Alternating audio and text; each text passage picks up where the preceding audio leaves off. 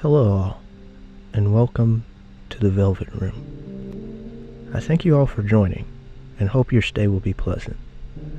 Today, I'll be doing something different.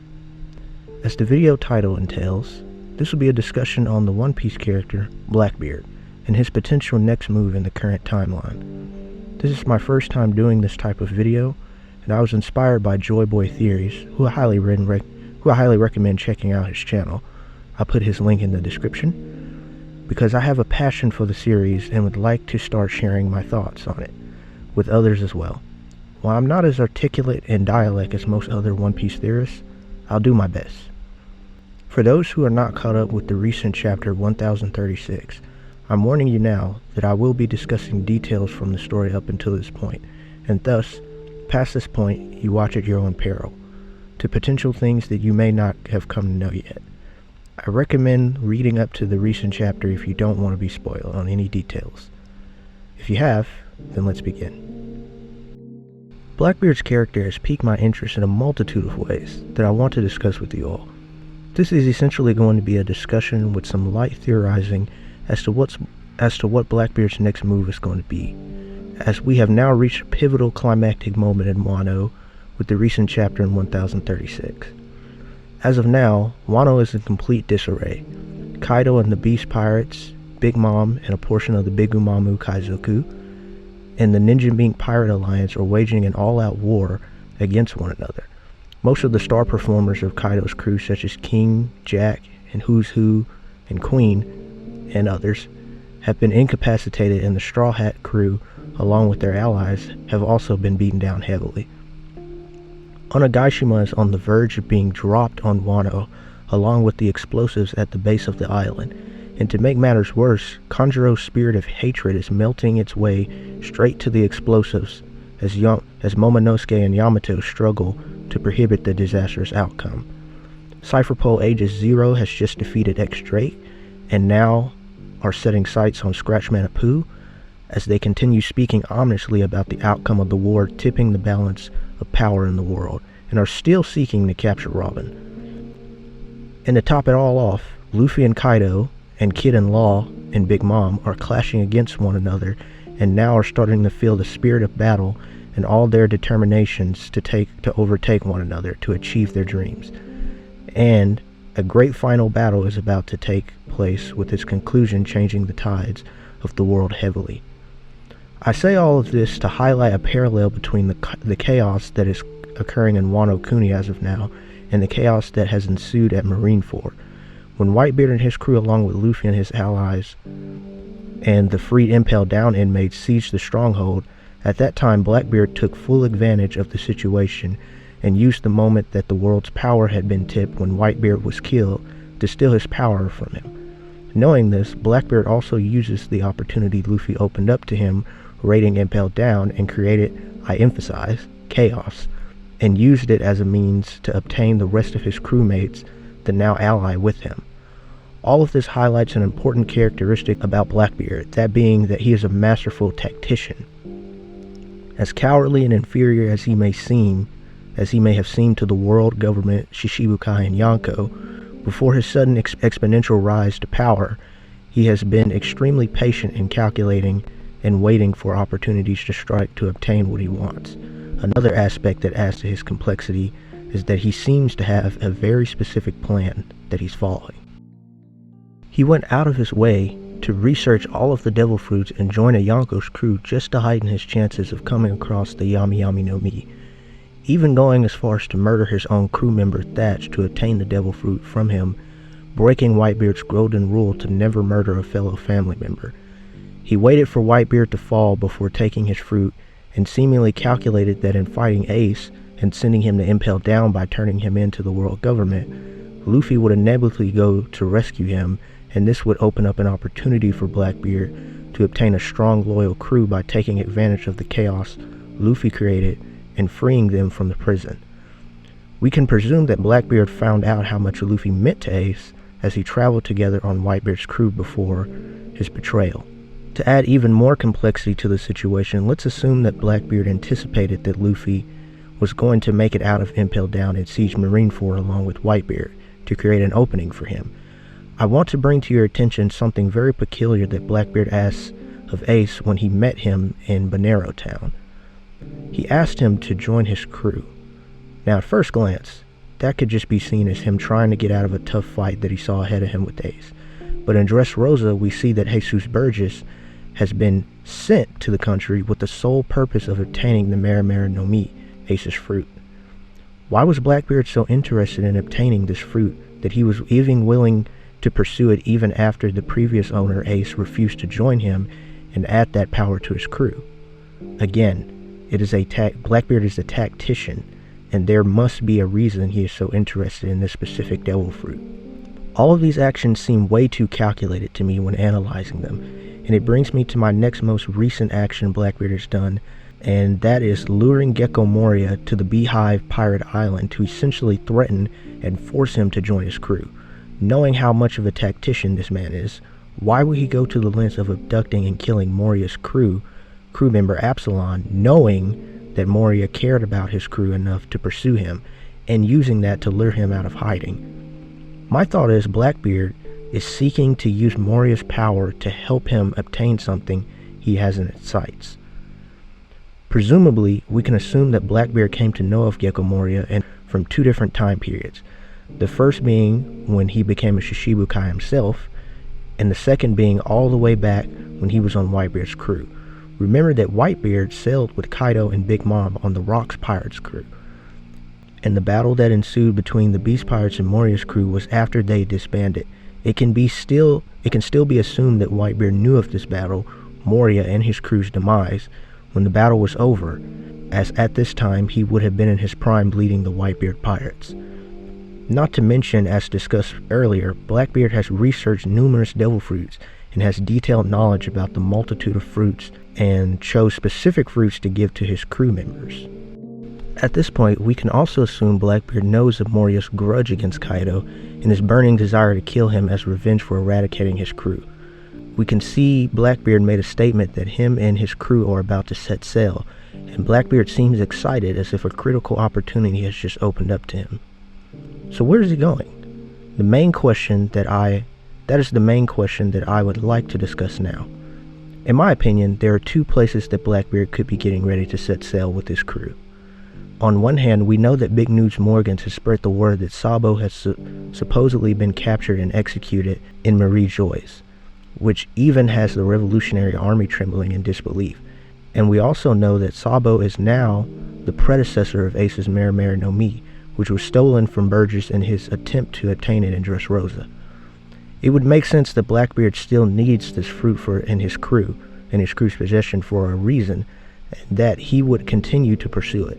On the other hand, we have an all-out war with two Emperors of the Sea clashing with members of the worst generation, and the battle has caused a massive chaos, even more so than that of Marineford, which Blackbeard highly likely sees interest in taking advantage of, as he did in Marineford. Now, the most obvious conclusion that can be made is that Blackbeard is going after Kaido's devil fruit and will pull a stunt similar to what he did to Whitebeard to steal it.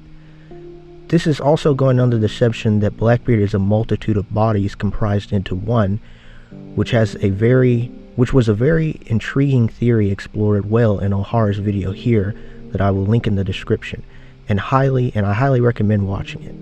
But it makes me think that if Blackbeard really is comprised of multiple bodies made possible through the Yami Yami no Mi, then how was he able to obtain this type of body before he ate the Yami Yami no Mi? When we see Blackbeard looking at Thatch holding the Yami Yami no Mi, he had been searching for it, but we can see that he hasn't partaken in the fruit yet. But his body still looks the same as it does after he ate it. Unique physiologies in One Piece is nothing new, so in the grand spectrum I never found Blackbeard's body strange, until this point was brought up about him being multiple bodies. But it makes me wonder how he was able to maintain the same body before he ate the Yami Yami no Mi, as he looks the same as he does after he ate it. So maybe this is something that's not directly tied to the Yami Yami no Mi. But even still, if this is the case, why would he go out of his way to force Moria into his crew? My thought is, maybe Blackbeard is able to use his Yami Yami no Mi fruit in a way that is more terrifying than that which we have anticipated.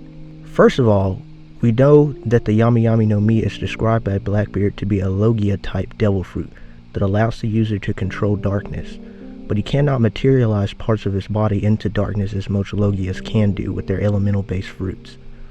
But what about in complete darkness? If Blackbeard was able to encapsulate a volume of space in complete darkness, how would his fruit behave then? Could he then become a true Logia version of his fruit within that space? It's an interesting thought to consider, and even more so when we look back at what Moria's Kage no Mi fruit can do. In the fight against Orange Jr., Moria was able to use Luffy's shadow that he put in Orange Jr. to give Orange Jr. characteristics of Luffy's strength and character.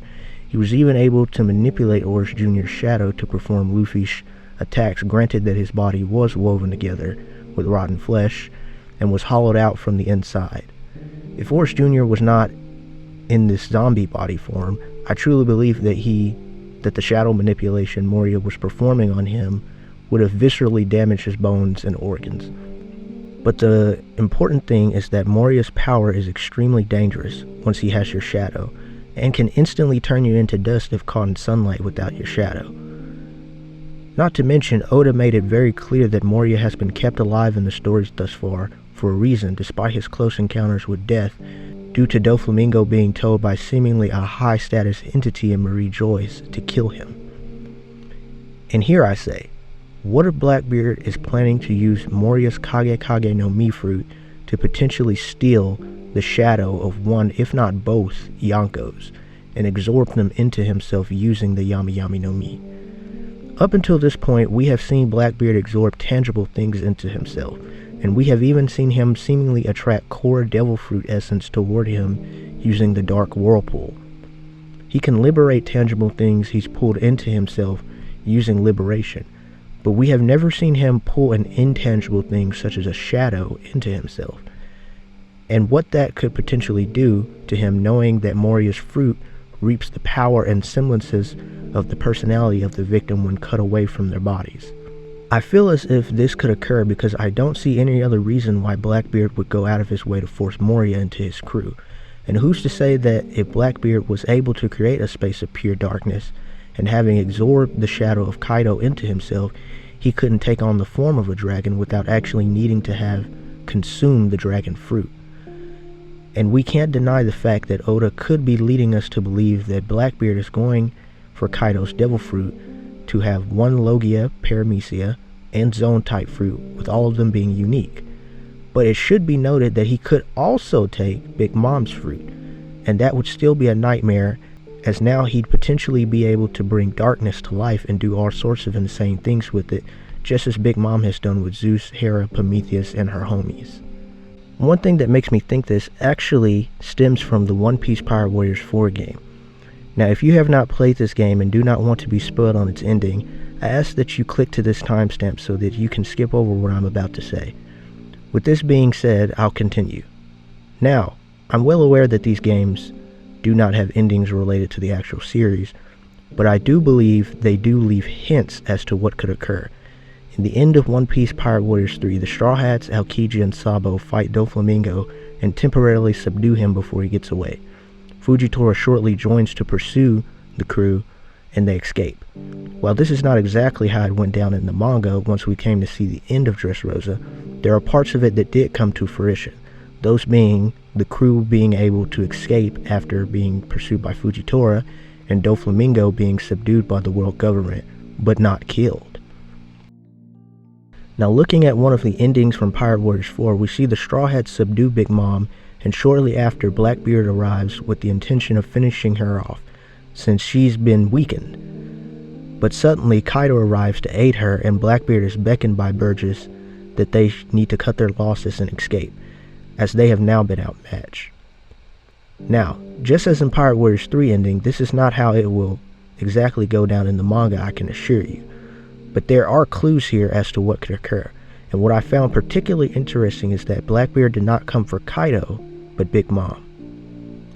Then again, he could be mobilizing to go to Marie Joyce to try to take Sabo's fruit as well, and I doubt he will try to invade the territory with New Marineford being right in front of it, and the high security it must have there with possibly even protectors and guardians we have not been introduced to that are stationed there to protect the celestial dragons.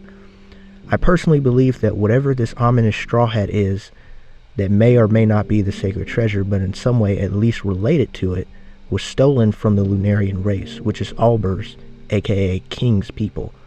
Whatever power this treasure has, we know from Doflamingo's descriptive monologues that whoever possesses / controls it essentially controls the world, and the celestial dragons and potentially Imu-sama's lineage may have been the ones to steal it from the Lunarians and use its power against them to almost successfully complete a genocide on their race. But since King remains, they were not 100% successful at doing this. Or maybe they were, and just kept King alive to use him as scientific advancement, as they did to Kaido as well.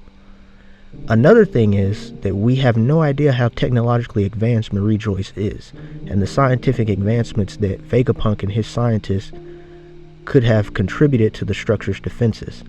Basically, we have no idea if it's even really a good idea to attack Marie Joyce with the intentions of robbing Sabo's Marimari no Mi, as we do not know how well its defenses are structured.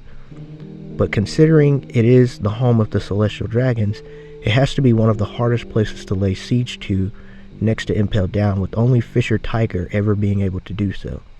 I believe Blackbeard is trying to get a hold of the sacred treasure and use it to take over the world, but in order to do so, he needs a very specific set of Devil Fruit users to make it possible. It could even be inferred that with the sacred treasure in hand, he could easily propel himself into being able to find the One Piece and even reign over the seas and knock the celestial dragons along with the current controlling powers of the world out of power. We know that Shanks in all his glory came to warn the Gurusei about Blackbeard and even sustained a wound from him on his left eye that persists to irritate him every time he sees him.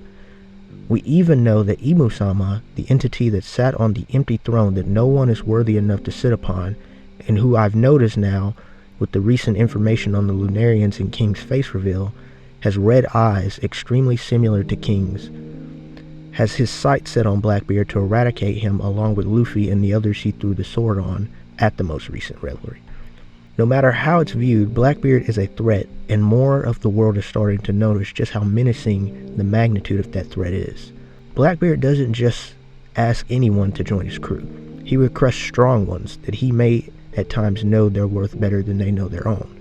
I personally really like Moria, but even I know he is not seen as the strongest in terms of strength. However, I firmly believe that Blackbeard sees something in the use of his Kage no Mi and his loyalty to his crew that will make him a strong force under the Blackbeard flag.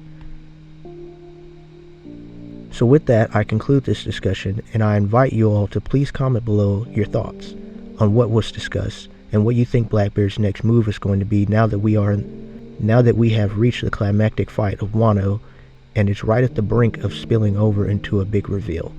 I apologize if I came off as long-winded. This is my first time doing a discussion/theorizing video, and I invite you all to give any constructive criticisms you all have. Until next time, I hope you all stay well and await the next dawn.